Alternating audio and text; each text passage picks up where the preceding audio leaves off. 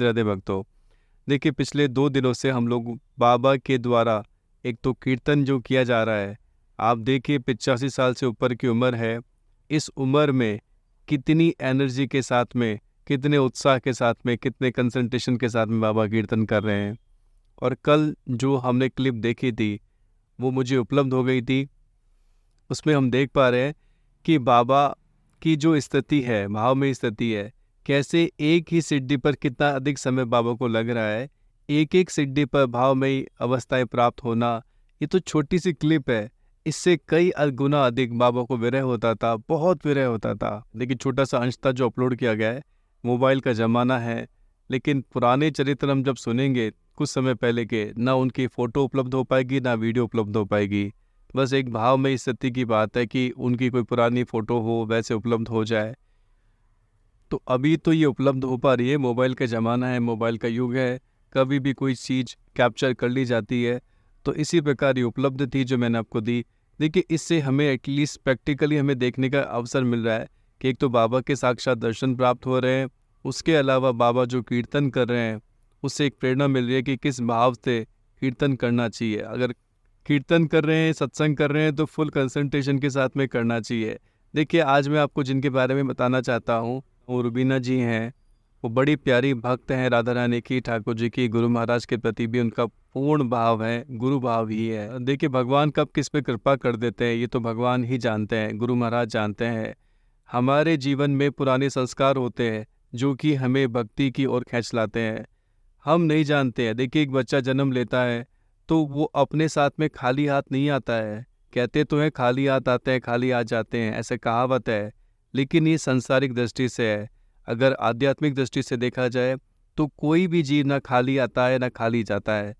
कर्मों का जो बंधन है, कर्म उसके साथ में चलते हैं, गुण उसके साथ चलते हैं, स्वभाव उसके साथ चलता है। परम पूज्य स्वामी जी महाराज, स्वामी राम सुखदास जी महाराज कहते थे कि हम जैसा स्वभाव बना लेंगे, वो उदाहरण देते थे कि एक पीने वाला व्यक्ति, अगर एक पीने वाला व्यक्ति शराब पीते पीते मरेगा तो अगले जन्मों में भी वो संस्कार उसके साथ में जाएंगे। और अगर भक्ति में संस्कार आपके साथ में है तो वो भक्ति में संस्कार भी कैरी फॉरवर्ड होते हैं अगले जन्मों में। अब जो लोग मनुष्य जन्म, अगला जन्म स्वीकार ही नहीं करते, ऐसे नास्तिक प्रकृति के लोगों की बात नहीं है। जो भगवान में श्रद्धा रखते हैं, विश्वास करते हैं, जिनकी श्रद्धा हमारे शास्त्रों में है, हम उनकी बात कर सकते हैं। तो जीव कभी भी खाली हाथ नहीं आता है ना खाली हाथ जाता है। उसके संस्कार, उसके भक्ति में संस्कार। गीता जी में भगवान ने खुद स्वयं कहा है कि अर्जुन ने पूछा भगवान से कि अगर कोई व्यक्ति भजन करते करते शरीर छूट गया और आपको प्राप्त ना कर सका तो उसका तो जीवन ही व्यर्थ हो गया। क्यों? क्योंकि ना तो संसार के विषय भोगे ना भगवान मिले। तब क्या होगा? तब भगवान ने कहा अर्जुन ऐसा नहीं है, मेरा भक्त, पहली बात तो मेरे भक्त का कभी नाश नहीं होता, मेरे भक्त का कभी भी नाश नहीं होता है। दूसरी बात यह है, जहाँ तक उसने भजन कर लिया है मैं अगले जन्म में उसको भक्त परिवार में ही जन्म दूंगा। और जहाँ तक उसका भजन हो चुका है उसके आगे से ही वो शुरुआत करेगा। बचपन से ही वो संस्कार उसके जागृत हो जाएंगे जहाँ तक उसने भजन कर लिया था। इसलिए ये नहीं सोचना चाहिए, क्योंकि देखो रुबीना जी के बारे में हम जो बताने जा रहे हैं इसमें बाबा ने साक्षात जाते ही बाबा जब पहली बार उनसे मिले तो बाबा ने उनसे एक ही बात कही। देखिए जो बाबा ने वर्डिंग्स बोले थे मैं आपको बोल के सुना रहा हूँ, आप सुनिएगा कि मैं खुद से यहाँ नहीं आया हूँ, मैं कन्हैया का भेजा हुआ हूँ और मैं खुद से नहीं आया हूँ। तू मेरी कन्हैया की बहुत प्यारी है और वो तुझ पर कृपा करना चाहते हैं। देखिए एक बार मैं दोबारा बोलता हूँ, मैं कन्हैया का भेजा हुआ हूँ और मैं खुद से नहीं आया हूँ। तू मेरी कन्हैया की बहुत प्यारी है और वो तुझ पर कृपा करना चाहते हैं। बाबा ने स्पष्ट रूप से कह दिया रुबीना जी से कि मैं खुद से नहीं आया हूँ, तू मेरे कन्हैया की बहुत प्यारी है, तुझ पर मेरे कन्हैया कृपा करना चाहते हैं। देखिए बाबा कभी भी रुबीना जी से नहीं मिले थे। वो डॉक्टर है, शी इज़ ए डॉक्टर, अभी इस समय यूके में है, इस समय विदेश में रहती हैं, यूके में रहती हैं, लेकिन पहले चंडीगढ़ पंचकुला में ही रहती थी। मैं बताऊंगा कैसे वो यूके भी गई, लेकिन मैं आपको बताना चाह रहा हूँ कि बाबा ने जाते ही उनको कह दिया था कि मैं अपनी इच्छा से नहीं आया हूँ, कन्हैया ने मुझे भेजा है। तो कन्हैया ने क्यों भेजा है उनको? कारण क्या है? लाखों लोग हैं, करोड़ों लोग हैं, कन्हैया हर किसी के पास तो नहीं भेज रहे, उनके पास ही क्यों भेजा? तो ये मानना पड़ेगा, निश्चित रूप से उनके पूर्वजन्मों के बड़े अच्छे संस्कार हैं, भक्ति में संस्कार हैं। और ऐसे संत जो होते हैं उन संस्कारों को जगाने वाले और उनसे आगे बढ़ाने वाले होते हैं। कन्हैया की तरफ जितने कदम चल चुके हो, अब उससे आगे चलना है। ये जगाने वाले कौन हैं? ऐसे संत हैं। इस मार्ग में आगे बढ़ाने वाले, कोई डिफ़िकल्टी आती है, कोई परेशानी आती है, उसको दूर करने वाले कौन हैं? ऐसे संत हैं। तो रूबीना जी के जीवन में भी ऐसा चमत्कार हुआ। जो भगवान को मानती तो थी, लेकिन उनमें भक्ति जागृत नहीं थी। वो अपने काम को ही सब कुछ समझती थी कि मेरा काम ही सर्वस्व है, सब कुछ है। देखिए, होता भी यही है कि हम लोग इतने व्यस्त रहते हैं। जो एक यंग लाइफ होती है उसमें तो स्टूडेंट लाइफ से हम कॉलेज लाइफ में आते हैं, उसके बाद में करियर, सब कुछ इन पे फोकस रहता है, तो भगवान की तरफ इतना ध्यान भी नहीं जा पाता है। लेकिन भगवान ऐसे भक्तों को अपनी कृपा से, अपनी तरफ से ही एहसास करवा देते हैं, जैसा रूबीना जी के केस में हुआ। कैसे हुआ? सन 2001 की ये घटना है। और देखिए, रूबीना जी के जीवन में भी एक बहुत ऐतिहासिक घटना आएगी जो मैं आपको कल बताऊंगा, लेकिन आज मैं आपको बता रहा हूँ कि किस प्रकार बाबा रूबीना जी से मिले। 2001 की घटना है। गुरु माता जी के दांतों में तकलीफ थी। वो एक बड़े डॉक्टर के पास में गए, तो जाने उन्होंने क्यों कहा। उन डॉक्टर ने कहा कि देखिए, आपको मैं एक डॉक्टर का नाम बता रहा हूँ, आपको उनके पास जाना है और उनसे अपनी समस्या बतानी है, इसका इलाज वही करेंगी। तो उसी समय उन डॉक्टर ने डॉक्टर रूबीना जी के बारे में बताया, डॉक्टर रूबीना जी के बारे में बताया और कहा कि आप वहाँ जाइए। तब बाबा वहाँ पहुँचे गुरु माता जी के साथ में, और पहली बार जब मिले तभी बाबा ने कह दिया कि रूबीना, मैं अपनी मर्जी से यहाँ पर नहीं आया हूँ, साक्षात कन्हैया ने ही मुझे यहाँ भेजा है। वो तुझसे बड़ा प्रेम करते हैं, तुझ पर कृपा करना चाहते हैं। देखिए, ये सब बातें सुनकर रूबीना जी भी थोड़ा शौक सी रह गई कि ऐसी क्या बात है, कन्हैया मतलब साक्षात भगवान श्री कृष्ण, उनको मेरी क्या पड़ी है? ना मैं कोई उनका भजन करती हूँ इतना, कोई ना मैं मंदिर जाती हूँ, ना कोई पाठ करती हूँ, क्या बात है? देखिए, जो भी हो, उस समय उन्होंने गुरु माता जी का इलाज किया और वो चले गए। घर पे जब रूबीना जी गई तो उन्होंने अपनी माता जी, अपनी मम्मी को बताया। देखिए, उनकी जो माता जी है रूबीना जी की, वो परम भक्त हैं, परम भक्त हैं और स्वामी जी महाराज से दीक्षित हैं। स्वामी जी महाराज, जिनके बारे में आपको बता चुका हूँ ऑलरेडी, जो बाबा के पास में आते थे, उनसे दीक्षित हैं, बड़ी प्यारी भक्त हैं। वो उनका जो आध्यात्मिक स्तर वो काफ़ी ऊंचा था। तो वो जब उन्होंने, उनकी माता जी ने उनको बताया, जब रूबीना जी ने अपनी माता जी को बताया कि ऐसी ही बात है, तो उनकी माता जी ने कहा कि तुम मुझे उनसे मिलवा सकती हो। तब डॉक्टर रूबीना जी ने कहा कि ठीक है। तब उन्होंने बाबा से शायद बात करी होगी और बात करके वो सेक्टर 47 जो चंडीगढ़ में है, बाबा के घर पे पहुंची।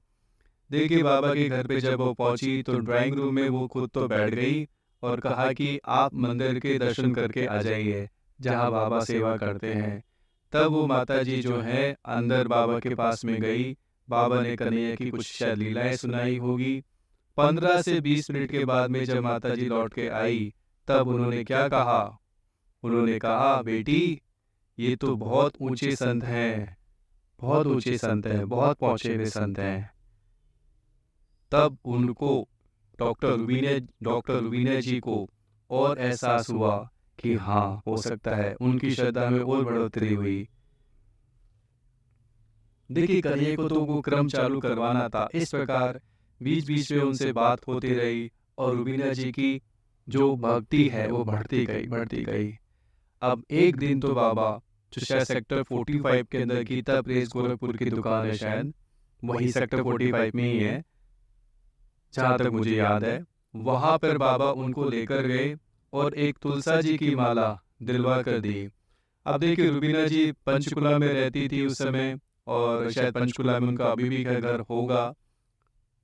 तो उस समय की बात है, उस समय उनकी थोड़ी फैमिली प्रॉब्लम चल रही थी, काफ़ी कुछ समस्याएं चल रही थी फैमिली के अंदर।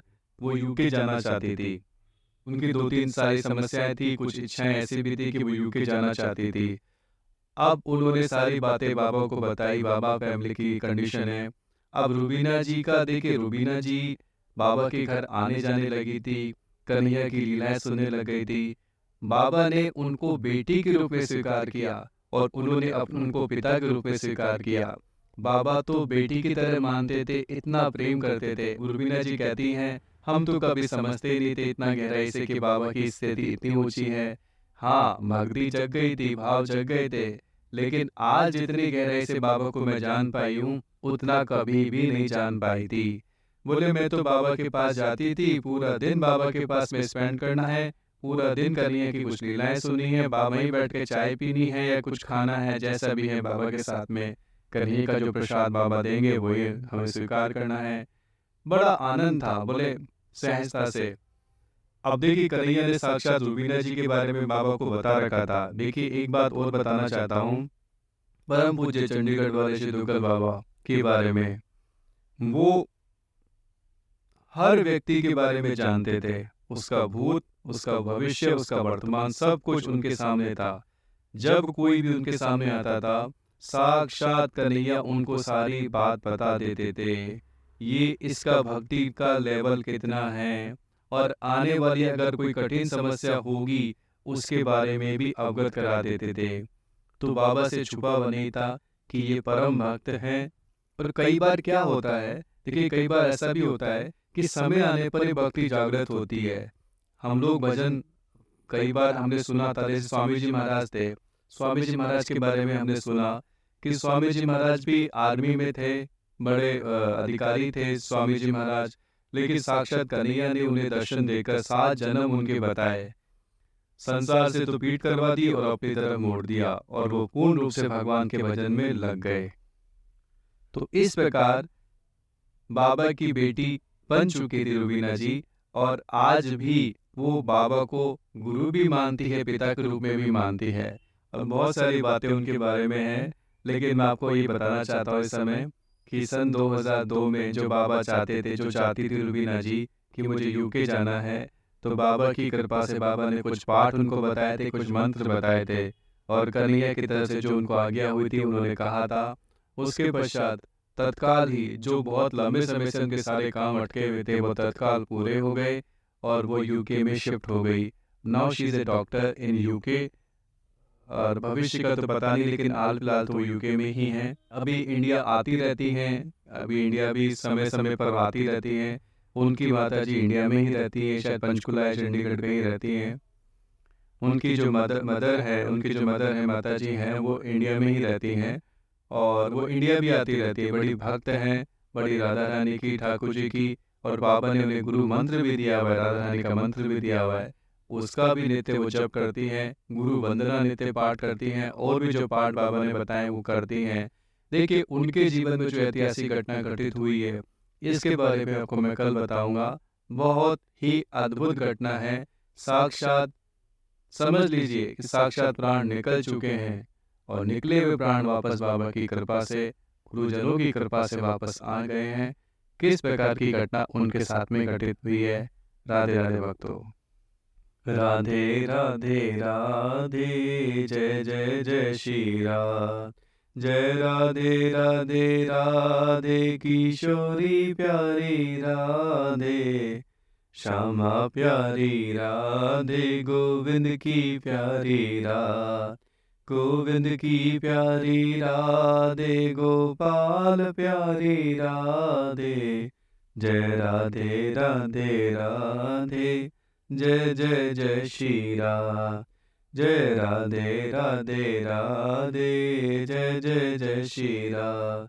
जय राधे राधे राधे, जय जय जय श्री राधे। जय राधे राधे राधे, जय जय जय श्री राधे, गोविंद की प्यारी राधे, गोपाल प्यारी राधे, गोविंद की प्यारी राधे, गोपाल प्यारी राधे, संतों की प्यारी राधे, भक्तों की प्यारी राधे, माधव की प्यारी राधे। जय राधे राधे, जय जय श्री राधे राधे राधे।